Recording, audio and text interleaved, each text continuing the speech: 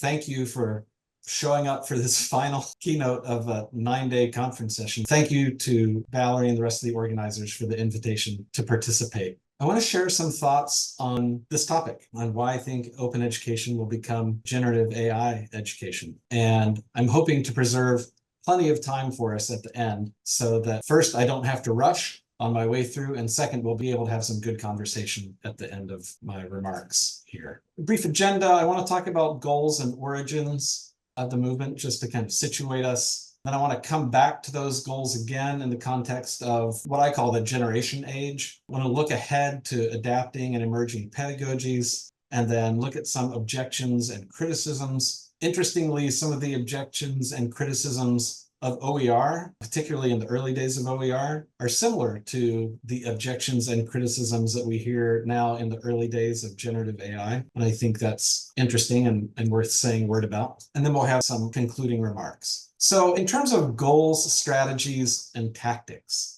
for over 25 years, the primary goal of the open education movement, and I mean that in the North American sense, not in the kind of open university of the EU sense of the word, this primary goal has been to increase access to educational opportunities. The primary strategy for accomplishing that goal has been to increase access to educational materials. And the primary tactic that we've implemented this strategy by has been creating and sharing OER.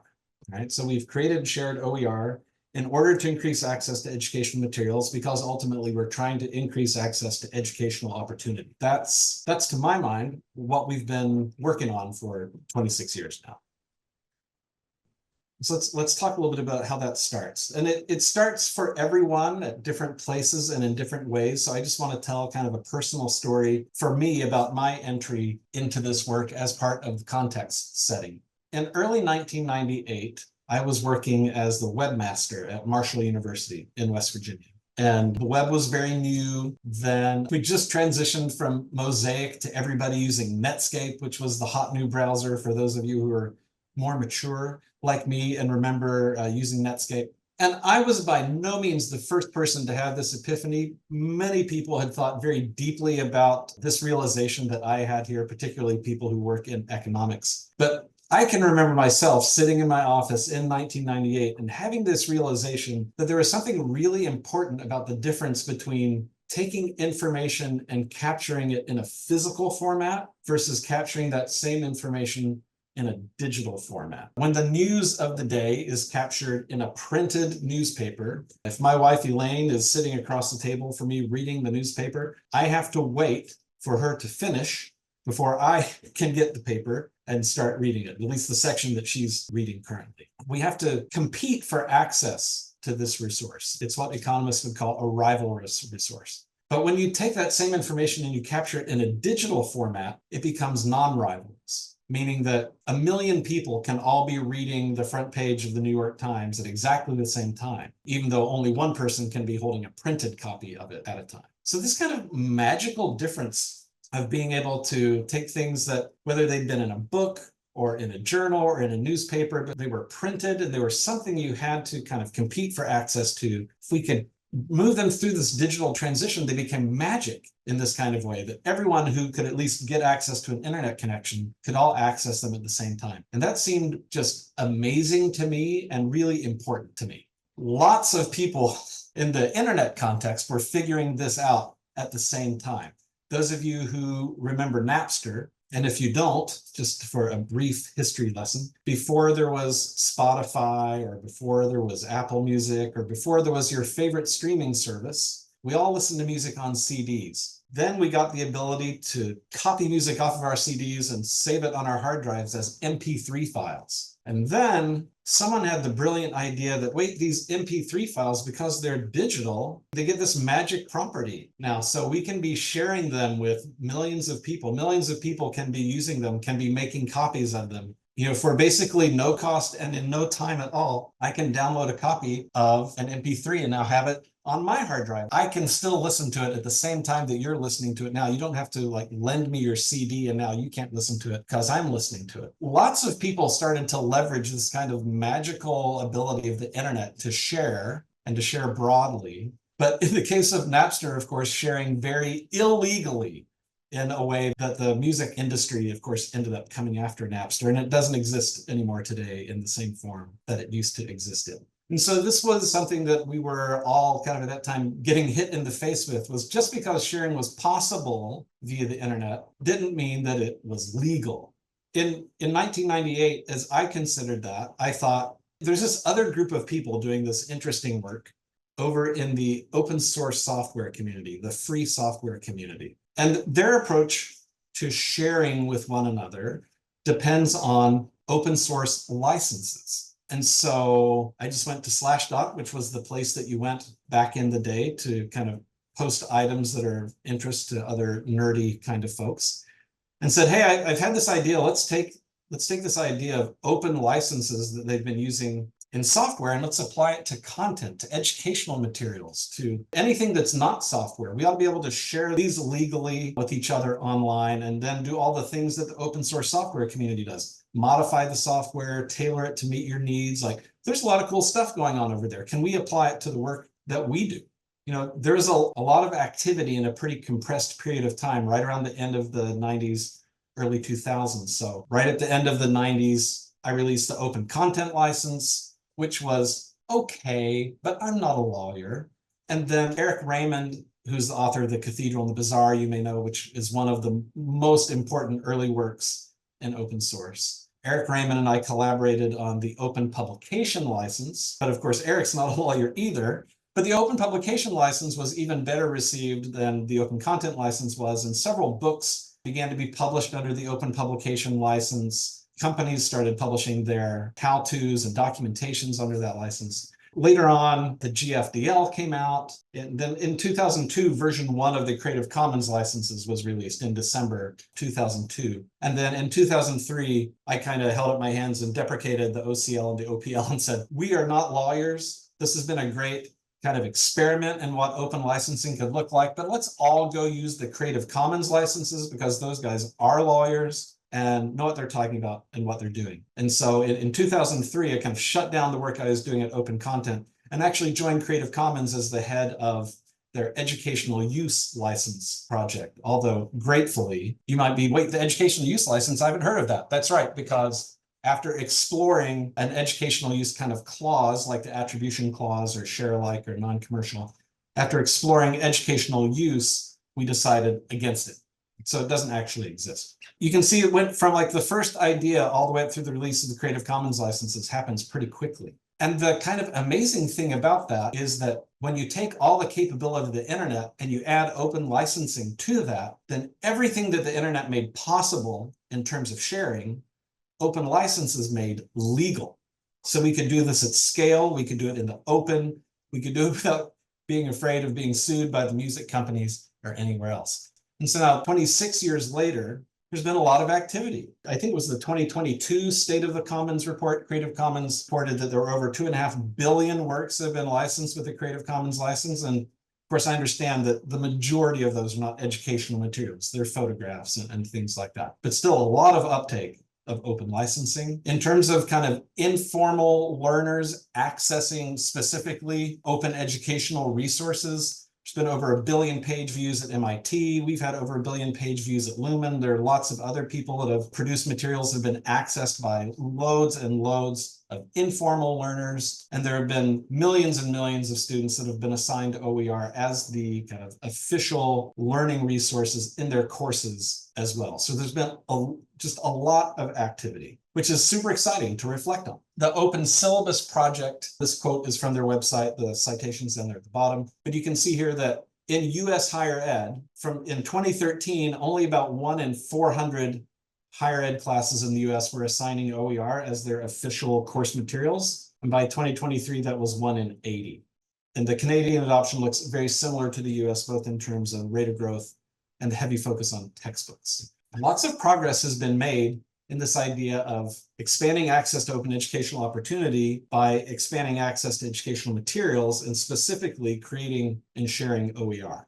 At the beginning of kind of this OER movement, the open education movement, mid-90s, late 90s, we were really in the information age, right? A time when the most powerful emerging technology, the public had had access to the internet for a single-digit number of years at this point, right? The most powerful emerging technology could make and transmit copies almost instantaneously and at almost no cost.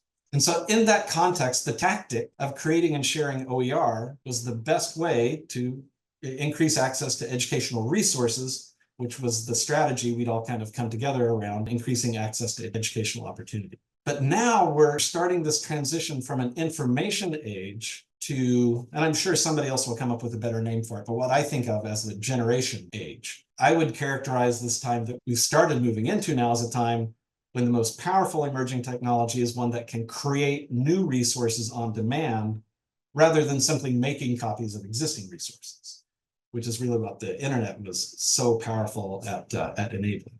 And of course, we'll continue to be able to make copies of existing resources. It's not like we lose access to the information age capabilities as we kind of transfer into the generation. And these new resources that you can create with generative AI can be kind of ordered to specification. You can ask for them on specific topics, using specific examples, employing specific pedagogies with specific approaches to practice and feedback, written or spoken in specific languages, right? There's lots of power and lots of capability here. And so if the primary goal of the movement is to increase access to educational opportunity, and the primary strategy for accomplishing that goal is increasing access to educational resources, and if generative AI has the potential to provide access to dramatically more resources on more topics in more languages, in more formats than the current kind of create each OER by hand through a bespoke process, which is the way we've done it for the last 25 years, then the optimal tactic for accomplishing the primary goal is now generative AI. And I think a group of people whose primary goal is to increase access to educational opportunity by increasing access to educational materials should begin shifting their primary focus from OER to generative AI. Now, OER will still have a role to play, just like printed textbooks have continued to have a role to play in the world of OER. But I worry that if we don't make this transition, we won't make it because we've fetishized OER, that we've allowed it to become a usurper of sorts, and that OER is no longer our means to accomplishing an end, but somehow we've let OER become the end unto itself. And we've lost sight of our goal, which is about increasing access to educational opportunities. So let me talk for a minute about extending and adapting our pedagogies in this new context. If you've had to suffer through listening to me talk in the past, you might have heard me talk about OER-enabled pedagogy. OER-enabled pedagogy is the set of teaching and learning practices that are only possible or practical when teachers and students have permission to engage in the 5R activities. So you might think of this as the things you can do with OER that you can't do without them. So for example, having students take the official textbook that you've adopted for the course or the official materials that you've adopted for the course, revise those, remix them, and then republish them out in the public place where other people can find and benefit from them. That's the kind of learning activity that you can only engage in if you are using OER. You can't do that with a traditionally copyrighted resource. Right? So that's an example of OER-enabled pedagogy. I think there's something similar that I'm only beginning to explore. I know other people are thinking about it as well. I'm certainly not the only one, but that I would call Gen AI-enabled pedagogy. And the definition here would be almost exactly the same. Right? Gen AI-enabled pedagogy is a set of teaching and learning practices that are only possible or practical when teachers and students are able to use generative AI. And I mean able to in terms of they actually have access to it, policy permits them to, all the ways that you need to be able to do that. And so the shorthand here would be the things you can do with generative AI that you can't do otherwise. So for example, we typically don't assign asynchronous collaborative activities like a think, pair, share activity to students who are in fully asynchronous online courses. The reason they signed up for a fully asynchronous online course is that their schedule's all over the place and they're working 2 jobs and they need to be able to do school in the moments when they are able to do school. So asking them to collaborate in real time with other people kind of defeats the purpose. But if generative AI can play the role of their partner in the think, pair, share exercise, then you can do these synchronous collaborative activities even in a fully asynchronous online course because the learner can still do them at any time and in any place. That's one example. I'm sure that over the next decade, we will think of many, many more. But things that we can do when students and teachers have access to generative AI, when they're able to use generative AI, that they can't really do without. So this gets me thinking about removing barriers. Right. So I think the internet removes time and place as barriers to education. And those were kind of removed before with correspondence education, where I could live anywhere and mail packages back and forth of worksheets that I had filled out or whatever that looked like. But I think the internet went even further in removing time and place as barriers. I can learn anytime, anywhere. That's the slogan. That's the propaganda about online learning, right? Anytime, any place. OER removed copyright restrictions as barriers to education. And I think that generative AI removes access to expertise as a barrier to education. So going back to our person who is taking this fully asynchronous online course, it's 12:30 in the morning. It's a little after midnight. They're working on their homework. They get stumped. They have a question. Their faculty member's not online. They can't figure out which other students are online or which ones aren't. And even if another student was online, like who knows if they were, would want to take a break from what they were doing to answer a question. So now that learner is stuck kind of waiting for access to expertise, waiting for someone who can answer their question until tomorrow in the middle of the day when the rest of the world is awake and back doing school, but that learner is off doing something else now. The ability to ask questions and dialogue with and argue with and have a conversation with generative AI right in that moment when I need it without needing anybody else to be around, that access to expertise that was previously a barrier before, I think is removed by generative AI.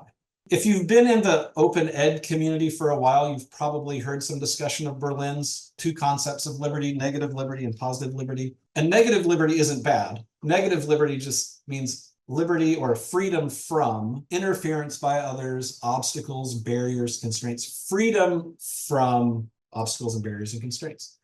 Whereas positive liberty is about once all those barriers and obstacles are gone, do you have the capacity? Do you have the ability? Do you have the opportunities to act, to make the choices, to do the things that you want to do, to achieve your potential?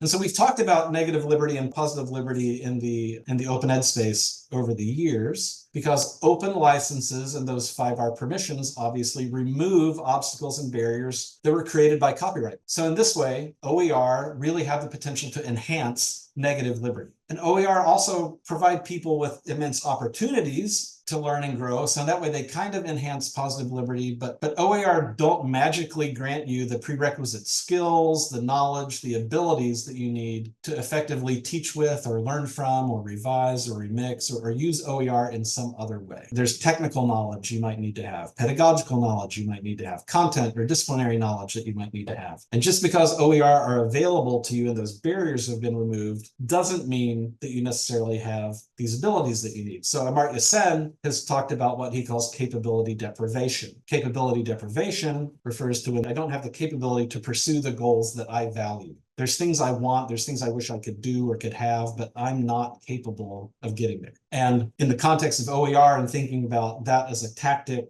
embedded in a strategy to increase access to educational opportunity for people, capability deprivation is often most acute among the people who would benefit the most from OER. So even though they would benefit from it the most, they're the least able to take advantage of it. And I think generative AI has an interesting contribution to the conversation here, because it makes a wide range of capabilities available to people, as long as people are able to clearly describe what it is they want, even if they don't have the ability or the time or other resource to do those things themselves. So saying something like, translate this resource into Spanish. Now, generative AI is going to create something that, as I say down here at the bottom, that we should consider a draft that needs review. But even the creation of that draft is not something that I would be capable of.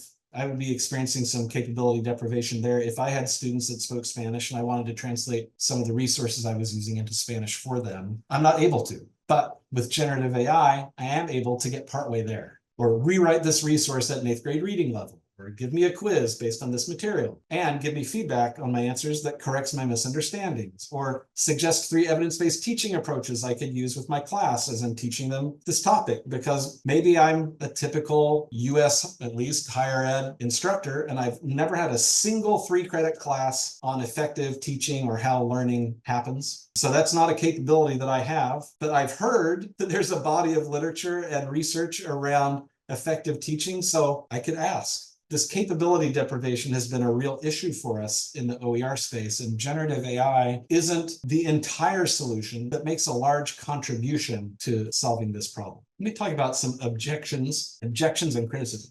Maybe not the first day, but definitely from the first semester that I started talking to people about this idea, which was my first semester as a graduate student of fall of 1998, talking about open licensing and sharing educational materials and collaboration, the way they do it in open source software and all these things. The number one concern right from the very beginning has always been quality. Well, if anybody can create OER, how do we know that any of the information in there is going to be accurate? Are the authors experts? Do they teach at a prestigious university? Who's doing the peer review? What does quality control look like? Look, I found an error on this page. Told you can't trust OER. All of these concerns around quality have been there from the very, very, very beginning. Sometimes you'll hear them phrased as, you get what you pay for. If this resource was any good, the author would be charging money for it. Things that are high quality and high value cost more money. And if they're just giving these OER away, well, that tells you everything you need to know about how valuable they are, what their quality is going to be like. This has been the primary concern for OER from the very, very beginning. And I would say the second concern, at least the one that comes up the most, especially as you're talking to faculty, trying to persuade them, or instructors, trying to get them to adopt OER. The number 2 concern is sustainability. Well, this whole OER idea sounds great, but where's the money going to come from to pay all these people who are going to create all these great things that then they're going to give away for free to everybody? And when there's some new discovery in the field, who's going to update that OER? And when the information or when the examples like go out of date, or they just feel old. There's an example about BlackBerry handheld devices in the unit on innovation in this OER. Who's going to update that? When I find an error in the material, who's going to update that? Like, how is all this going to get done, and how's it going to continue to exist in a way that I should keep caring about? Why should I go to all the trouble of re-prepping my class to use this OER when there's no guarantee anybody's ever going to update it again? Am I supposed to take that on and do that in addition to all the other things that I have to do for my job? And if everybody starts using OER, then does that mean nobody's going to get paid to write textbooks anymore? Like, I have a friend who makes a fair amount of money off the little textbook they sell. Are we trying to put textbook authors out of business? Is that what this is about? So these 2 concerns have just been a consistent drumbeat for 25 years in the OER space. And I think there are parallel concerns that you hear in the generative AI space. And I just think this is pretty interesting. The number 1 concern about generative AI is always quality.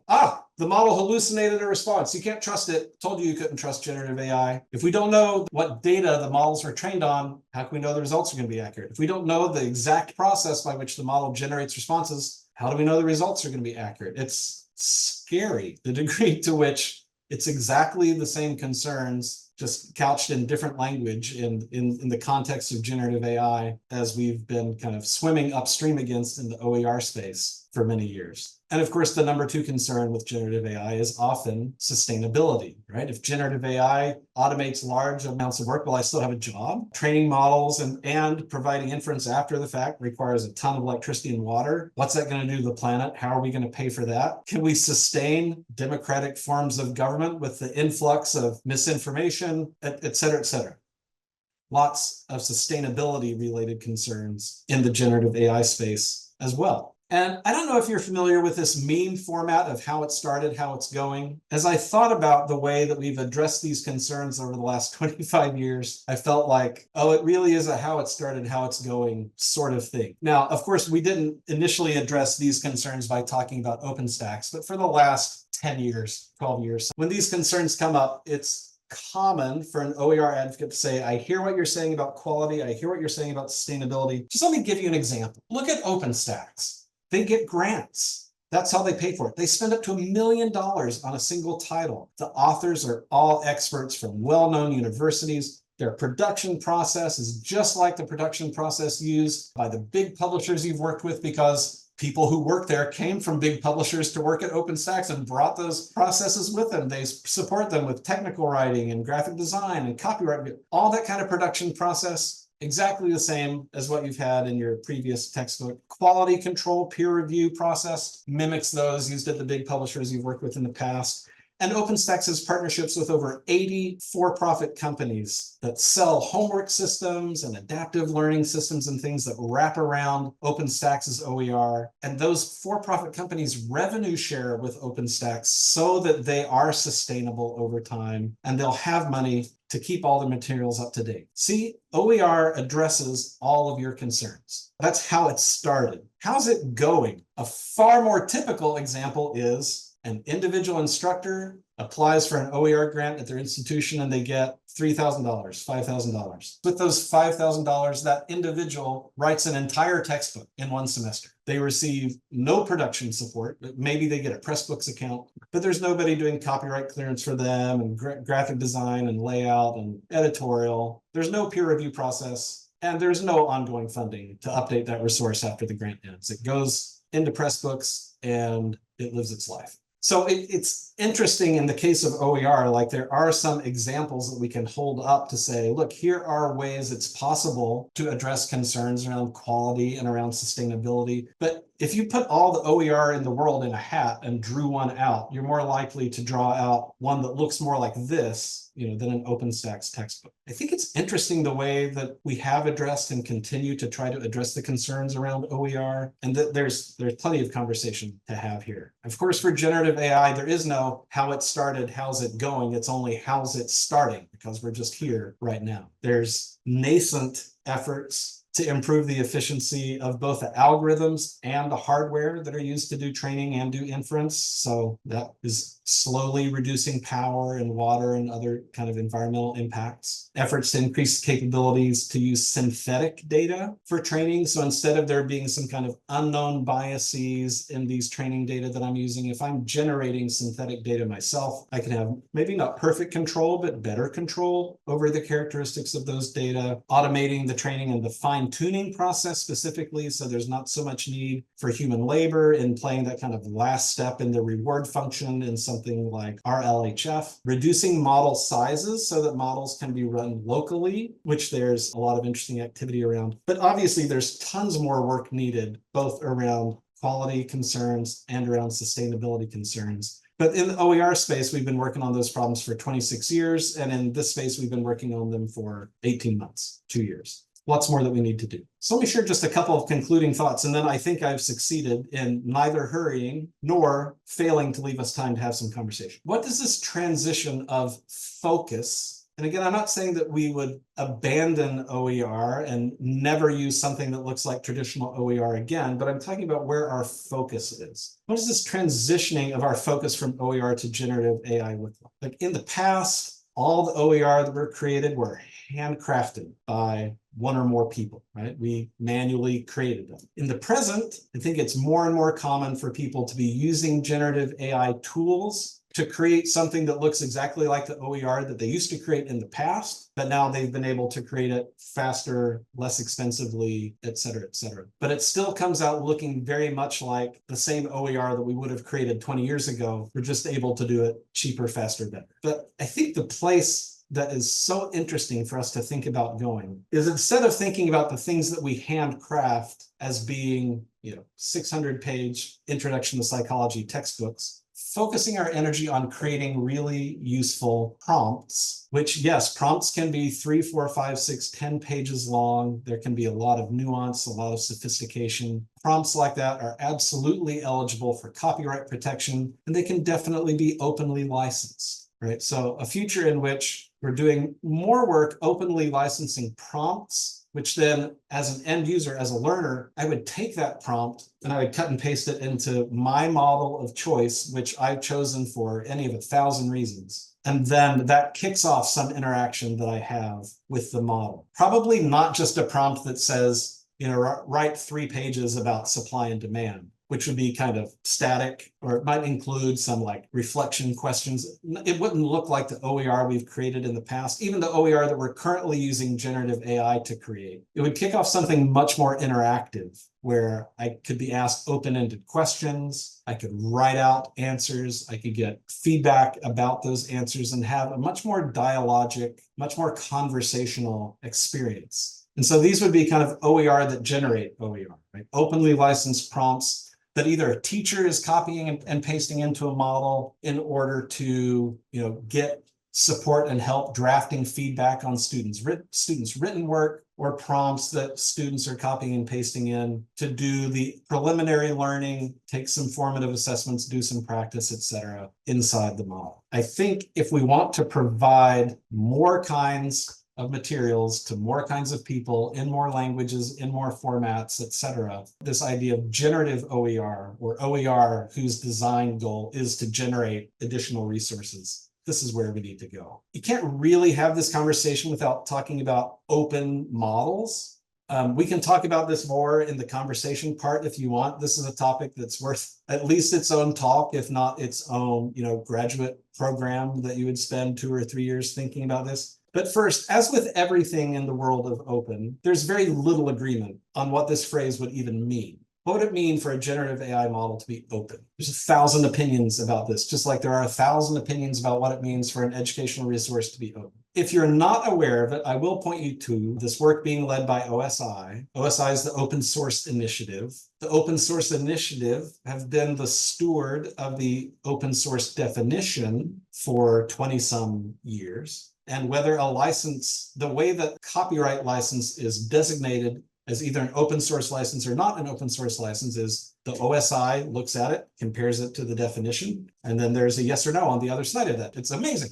There's a clear definition, and you can hold up what you've done next to it, and you know whether your license is an open license or not. OSI is leading a community effort to get consensus on what it would mean for a generative AI model to be open. So if that's a question that's interesting to you, I really encourage you to go poke around there. I think the most recent draft is like 0.8, and they're hoping to have kind of a first release of a community consensus definition of what it would mean for a generative AI model to be open by sometime this fall. Even if a generative AI model is open, it still needs to be hosted somewhere, and inference will always cost money. If you're hosting a big model on a server, when you send it a prompt and you get a response back, that process is called inference, right? Every time you send a prompt and get a response back, there's electricity being spent in the background, and it costs money to generate that response and send it back to you. Even if you're running a model locally on your own machine, of course, there are those same kinds of costs associated with your own machine. Frontier models, by which we mean the kind of state-of-the-art, the SOTA models, are never going to be runnable on consumer hardware. You're never going to be able to take the most powerful generative AI model and run it on your laptop. But there are several approaches that people are trying to either reduce the size of existing models, or train models with fewer parameters, or try models with different architectures so that they can be small enough to run on your laptop or run on your PC. Making it small is one thing, but making it small while still having the quality of the responses be good enough is this kind of classic trade-off, iron triangle kind of trade-off between how small can we make it, but how high can we keep the quality. There's lots of work going on in this space around at least what we would call open weights models, where you're able to download the model weights and run them on your own system. If you're interested in trying this out, there's a really nice tool called LM Studio, like Language Model Studio, which you can download, and it gives you access to hundreds of open weights models that you can download and experiment with on your own machine. And it is even smart enough to kind of inspect your machine's hardware and tell you, don't bother downloading that model because you're not going to be able to run it on your laptop, but you will be able to run these models there. Anyway, there's lots to watch in this space. So last slide, kind of closing thought, call to action. After all these years, I still think this goal of increasing access to educational opportunities is a worthy goal. I'm still dedicated to it. I think lots of people feel very passionate about this goal. I also recognize, having spent 25 years of my own career kind of on open licenses, open content, open educational resources as the primary tactic, it's really hard emotionally. It's hard to leave behind. And by leave behind, I mean not have be my primary tactic. Of course, I'm going to continue to use OER in ways that make sense as I try to do this work going forward. But it's hard to admit to myself that it's not the most powerful, it's not the best tactic anymore. It's like the end of an era, and that gives me feelings. And if you've been working in this space for a while, I expect it might give you feelings as well. But my call to action to you would just be, let's all stay clear-minded about the goals that we're trying to accomplish, the problems we're trying to solve, and use the best tools, use the tools that give us the best chance, the highest likelihood of accomplishing our goals as we do this work, which is so important, and other related work that is also equally important. And still have time for some conversation. So first of all, I would like to invite folks to unmute their mics so we can do a collective applause, because I believe in the sound and sharing of appreciations. If you wouldn't mind doing that. Thank you so much, David. That was an amazing, thought-provoking session.